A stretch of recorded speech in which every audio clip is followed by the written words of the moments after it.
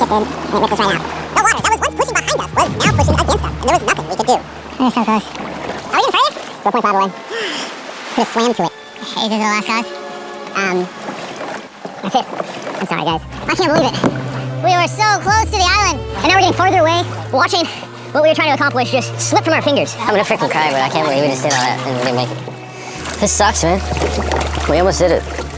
After almost 12 hours of paddling and sailing in this makeshift boat, man, if we were just 20 minutes faster, we'd be on that island. We were right there. Sorry, guys. We all could have done better. Let's shoot the flare. I hate these things. This was the most difficult challenge I've ever done on this channel. And for us to get so close and miss, all because the tide changed in the final 5%, makes this even harder. I don't know what to say. I hate losing, and I don't like this feeling. And I feel like I'm letting you guys down.